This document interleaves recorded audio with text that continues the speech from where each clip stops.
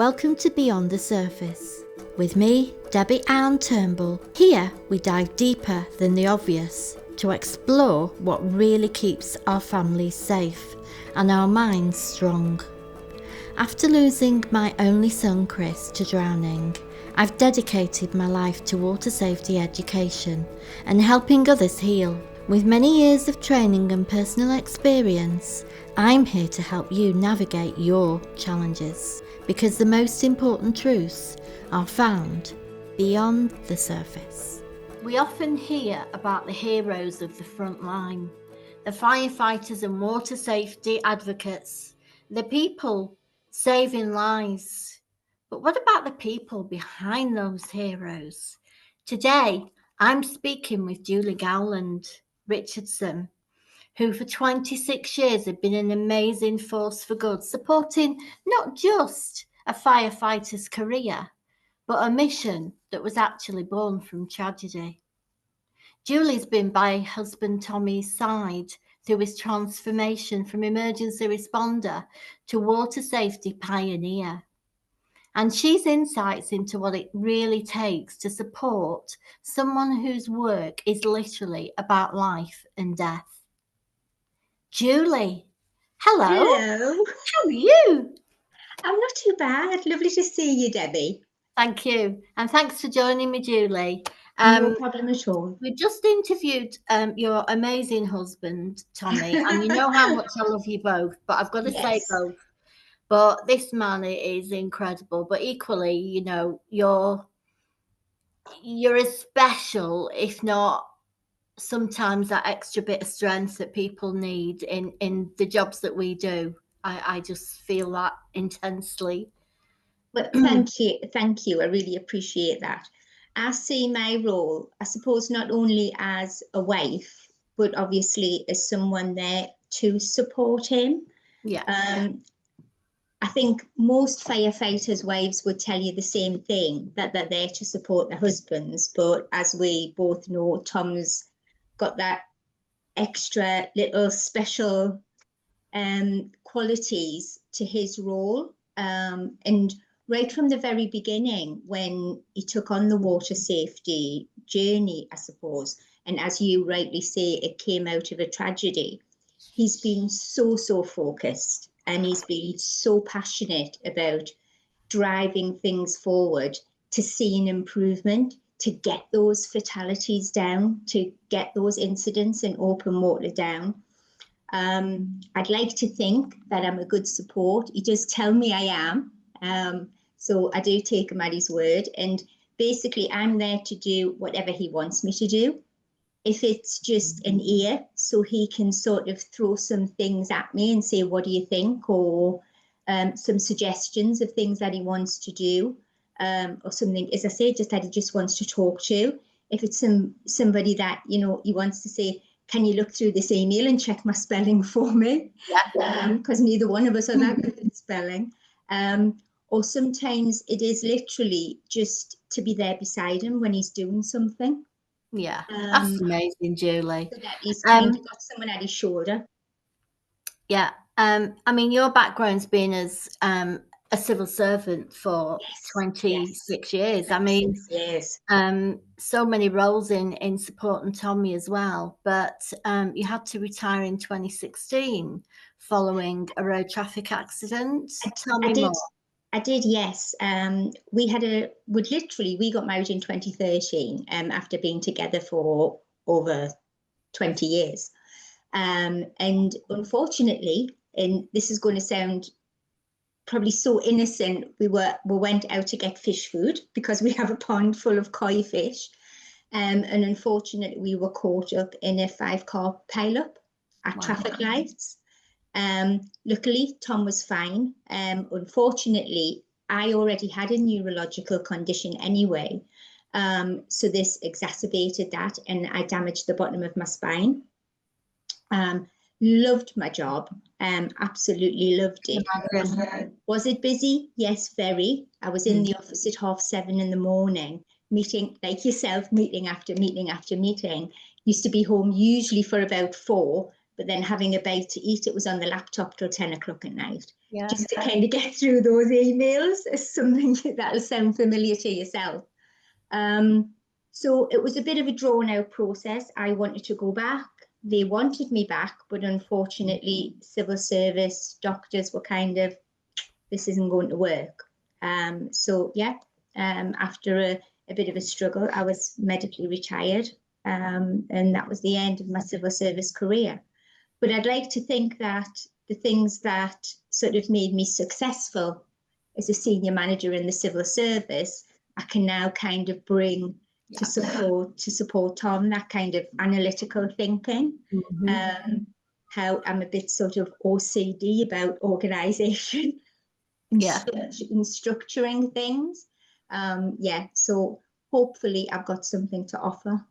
And I think like with Tommy and myself, I think we're OCD about our massive passion, and I think that's why we hit it off so well the first time we spoke. Definitely. You know, we couldn't stop talking, and I think it's just that passion that is. It is. I think there was just that over your life. It's like an obsession.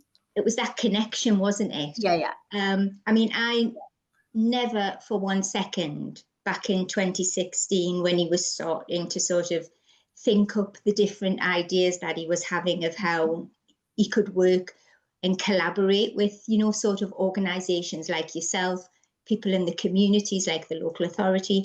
Never for 1 minute did I think it was going to get as involved as it has become. You know, in those early days when he was actually doing it, he's 4 days off. So he had his operational role for 4 days. And then the 4 days that he was off, we were going for meetings with the local authority. We were meeting people, sort of charities and community organisations. And then obviously at the end of 2016 was when he came up with the community responder programme, all of the work that was involved in getting that off the ground and how successful that is now. It's actually saved 13 lives, and I know he'll go into it later. He kind of gets a bit embarrassed about how I'm so proud of him, and how I tell everyone about him. Yeah, I do, Julie, and I'm not married to him. And he's kind of okay. I mean, not so long ago, Mum and I were popping to town. We had an appointment in town for Mum's ears. And I was telling the taxi driver all about him. And he was saying, God, how fantastic that is, what he's doing. And I came home and obviously told Tommy, was like, oh God, no, can you just stop? He says, all of these people don't need to know about me. But I'm like, yeah, they do. Yeah. You know, they actually need to know. Tell us, you told me a story about Tom making this thingamajig that people throw lines into. Can you tell me that story? Yeah, I think that's amazing. Of course. What he did was he saw Aspley actually developed what the class as a throwback target, which was kind of quite a large square. And it was a bit like a bull ring, if you like, with 3 different circles on it, and you had small bags that you threw at it. So Tom saw this and he thought, you know, not that I'm promoting Aspley, but it's only £120 online if anybody wants to go and get one. No problem. And Tom thought, you know what, I think I can do something with this. So he got the target, obviously got involved with a fantastic seamstress that we have in Newcastle.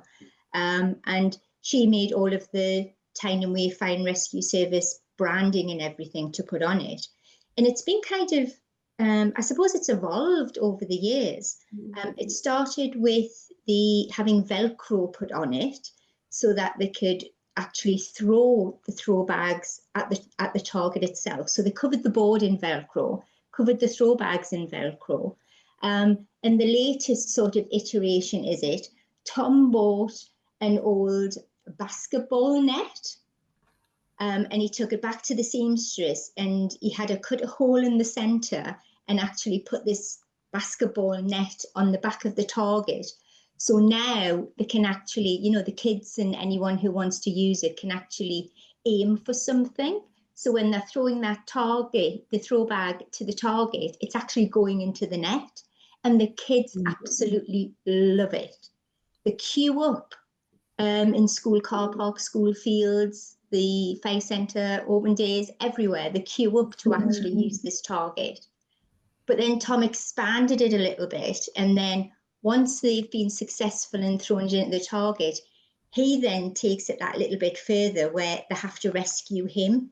So he's almost doing sort of a live interaction with them.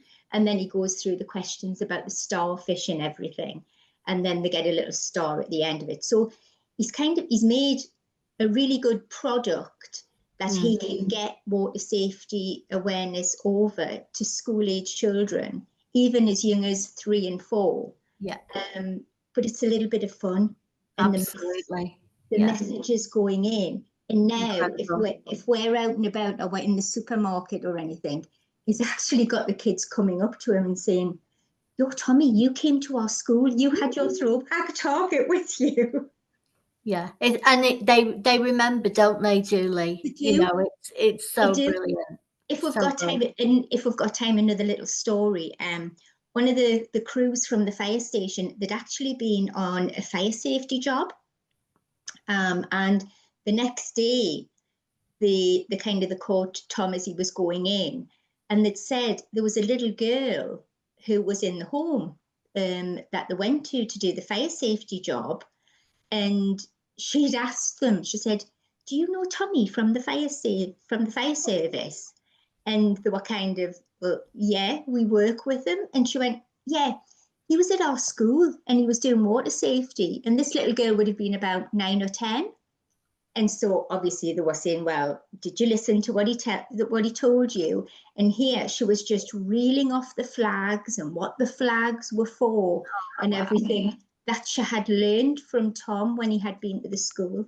And I thought, that's really great, because it's that affirmation that, we know he's doing a good job, but coming from the kids in the school, that's giving him that little buzz to think, well, yeah, they are listening and they are taking something from it. That's amazing, Julie. Julie, we've got a lot of misconception about what a firefighter is. I mean, it's not playing snooker all day, is it? No, it isn't. We've got shift patterns, emotional demands as well, and they bring the stress home, as well as physical and psychological risks that very families live with. Yeah, very much so. I'm quite active on social media, not particularly about myself and things I'm sort of advocating, if you like. I'm a very fierce protector of the fire service, not just Tyne and Wear, the whole fire service nationally. And when I say things online, I get really frustrated when, not so long ago, there was a thing put on, a short video, and it was actually a training exercise. And you had a training recruit who had the jaws of life, what they used to open cars in car crashes. And he actually was picking a boiled egg up. And he had 3 pillars, and he was kind of with these jaws of life. It's not something I would have liked to have had a go at, but he was picking this egg up and going on to the next pillar and then going on to the next pillar. And you could hear someone in the background talking to him. And then straight away the comments started coming through. "Oh, well, they mustn't have had much to do today. If, they can take time to, play around like this in sort of the training ground." And straight away, obviously, it wasn't just myself. There was other people sort of coming to their defense. But it was so simple and so easy to see. And obviously to hear the trainer, it was a training exercise. But straight away, you had people who were complaining and, "Oh, well, you're obviously not out at a job." And I do think it is a real misconception, and I think it has been for years, that they don't do an awful lot when they're on shift. They are at base in the station more than they are out. And I mean, just as an example, I'll take sort of Foxtrot, which is the water safety station, where obviously Tom's based. I mean, they will literally, more so on a night shift, but day shift too, literally be working constantly. There is no sort of in the beds, there is no in the snooker room. It is literally job after job after job. And that's quite evenly balanced between what may be a road traffic accident, fire alarms. A great amount is obviously on the water, and the amount of incidents that we have there, with either people presenting themselves in crisis, or, as I'm sure you know, as I'm sure many will know, we have quite a nightlife in Newcastle, and people do find themselves in the water. Yeah. People find themselves in the water. So it's just to try and reiterate that message that, you know, more so in an inner city, and I'm not saying there aren't some quiet stations around the country, but more so in an inner city, a firefighter now isn't a quiet role. It is a very demanding job physically and mentally, because something we always say, you know, a firefighter can walk away from that job, but mentally they can't leave the job. And, you know, I've seen, more so when he was operational, I've seen Tom come home, not necessarily in the beginning, because obviously I was at work, but since I've been at home, I have seen him come home through some quite gruesome jobs, shall we say, some quite demanding jobs. And he doesn't like to tell me those things, but obviously I can see that they have affected him, and as you would expect them to. And one of the things that he did, and again, this just shows what a huge heart he's actually got. He actually trained to become one of the trauma support team, because Tyne and Weir, and I believe that if not the only, one of the only services in the country who do actually have a trauma support team. These guys actually went down to London to help and support the London firefighters after Grenville. And it takes a year to do your training, then you have your mentoring program and everything afterwards. But when there's been a particularly awful job, then one of the trauma support team, well, actually they go in pairs, they'll actually go in and sit with the operational crews and just give them the opportunity to talk through that job. And they appreciate the fact, because they know Tom has been operational for so many years, they appreciate the fact that he actually knows what they're talking about. And there's a team of about a dozen of them, and they do fantastic work. They're a real credit, the trauma support team, to Tyne and Weir. And I'm sure any of the crews themselves will say that they really appreciate knowing that that support's there for them to, you know, it's not just about the physical, it's about the mental. And I think people sometimes forget the emotional and the psychological aspects of the role. I mean, what about you, Julie? What about you? How do you cope with these things? How do you cope after he might have come home? How do you manage the way you feel when he comes home in this way? This might sound really naive, the fact that he's a firefighter. I used to block out the fact he went into fires. No, I can understand that. I used to concentrate on coping. I used to concentrate on the other stuff, the RTCs, the water bits and pieces. That was one mechanism of coping for me. I understand that. Blocking out the whole fire side of it.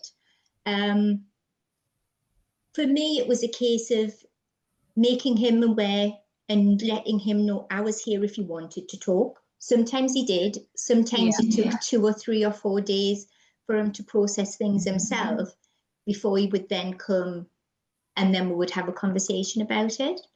I think for me, it was always the worry. Nights were the worst. And again, I don't know why. Maybe because it was a longer shift. I don't know. But nights used to be the worst for me, rather than sort of the days. Potentially, again, you can busy yourself during the day, can't you? But it's that, all right, he isn't beside you at night. What's happening? And you're waiting, aren't you? You're waiting for something, either him to get home or... That's it. And is there going to be a phone call? We've always had this thing. we say love you when he goes to work, and we say love you when he comes back. Yeah, and me too. we always get I always get a message or a telephone call. So during the day, it's lunchtime. And then when he's on night shift, it would be around about 10 o'clock, just before, if they had a quiet spot or something, before they were getting on and doing other jobs. So it was just that check-in. So he was appreciating kind of that, the worry that I had for him. And that was his check-in with me to kind of just reassure me, I'm still here, everything's okay. Yeah. And then he knows, obviously, when he comes home that I'm here. Yeah. He can put my mind at rest as to what's been happening, and then he knows that I'm here to help him through any conversation. Obviously, it's a lot different now because he isn't operational. One day a month, he has to continue that commitment. Yeah. Because that's obviously with what's the commitment he has with being in P&E. But he made that transition into P&E knowing that the 4 days wasn't enough any longer. It was actually a full-time role.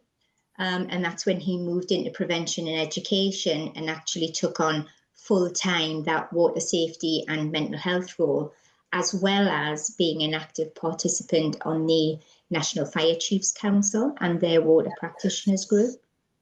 Julie, I think the way you manage it all between you is so good, and I love the way that I've seen you together at the event we've just had, and massive thank you for coming along to all that way. Thank you for inviting us. Thank you. And for other people, other partners of firefighters and police officers, paramedics, people in the emergency services, what advice would you want to give them? What would you want them to know? I think, as I'm a part of sort of a firefighter community on social media, and many of those ladies are in London, where there's a great deal of obviously stations and things down there. I think you have to be resilient. Yeah. And you have to be there for them. Yeah. It's remembering for anyone sort of where the husband or the partner's just joined, because there's so much recruitment going on now, and people of all ages. Obviously Tom was a senior manager in local authority before, in his early 30s, he decided, no, I've always wanted this, I'm going to do it. So people of sort of a vast range of ages join. So you may think you're married to a local authority manager, and a few years later you become a firefighter wife. But it's that resilience, and it's being there for them. And you aren't being a martyr. No. you aren't discounting your feelings. It's the fact that ultimately, you're a partnership. Yeah. And it's remembering that you're a partnership, and they're going out there and they're risking their lives every time they go on shift. And they're not doing it for the money, because those out there who think they're on this huge salary, they aren't. A lot of admins in private industry actually get paid more than they do. But I think the majority of emergency services will tell you they're not in it for the financial aspects. Yeah. They're in it because they actually want to help people. Me too. Me too, wholeheartedly. It may sound a little bit of cliche, but having met so many of these people, and having the honor to call many of them, including yourself, a friend, that's genuine. They really do care about people, and they care about each other. So my advice really would be resilient, and be a support. Don't push. Don't sort of demand answers from them. Don't ask about every job when they come through the door, either at 6 in the evening or 9 at night. But just be there and be mindful of what they're actually doing in their day-to-day role, and be there as a support if they want to talk. And if you can help in any way, as I hope I do now with Tom, then do that. Yeah. as well as balancing the home life. Yeah, as well as. As And well as. your beautiful little granddaughter, Ivy. Ivy's a she star. was gorgeous. She was gorgeous at the event, and He's a star. yeah, Yeah. superstar. Since Ivy was really small, I think the first photograph he's actually got of her, she's about 13, 14 months old. She's on the rug in our lounge, and she's actually got an RLS, she's holding an RLSS Don't Drink and Drown ring. And she's got a throw bag beside her. And then as she's gotten older and she's been able to sort of talk, he's had us making little videos of her where she's saying, my granddad supports me, water away and things.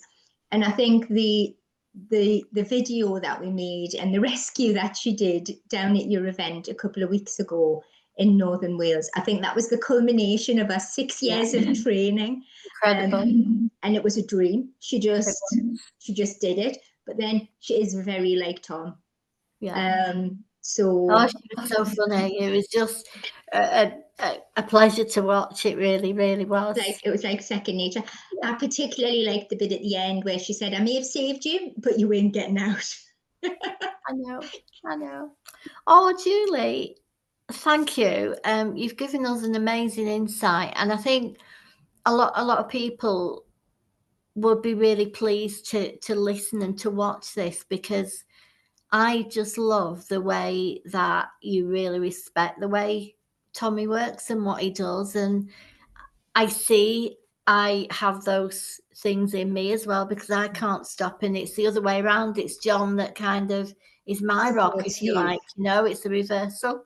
And I think it's one of those things. We need you. People like Tommy and people like you. me, people like you, and people like John. I mean, John was a master in his field in his day, but he's just been quietly guiding me along, keeping me going. All the things that you said as well, and to just reassure you, and sometimes just a little cuddle and a smile, and you just it's that I think it's almost, and I'm sure John would agree, it's almost like you've taken on another role. Yeah. In a way, as a support. Yeah. You're behind, as John's behind you, and behind Tom, and it's kind of knowing the passion that you both have and wanting to see that passion and that drive come to fruition, because you're both been so successful in a different way. I mean, yours has been such a sad journey, but I think Chris would be so proud of everything that you have achieved, and everything that you're continuing to achieve. And I hope, and I know he will, when Tom retires from the fire service, I know he will, in his own way, whether it's one of the water charities or independently, I know he will continue it, because I can't see this ending. And to be honest, I wouldn't want it to, because it's such a part of him now. Yeah, I understand. So yes, I look forward for the years to come where I continue to work alongside both of you. Oh, you will. I've got so many things I want to run by you both. So we've got a lot to talk about. Brilliant. Julie, we're always here to support. Thank you so much. And I'm really grateful. I hope it's been a little bit helpful. It's been brilliant. Loved it. I've really loved it.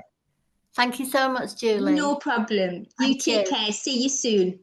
If today's conversation has connected with you in any way, please share it with someone who needs to hear it. To hear more powerful conversations like this one, like and subscribe. For practical resources from today's episode, please check out the details below, where you'll find free downloads, workshop information and ways that we can work together.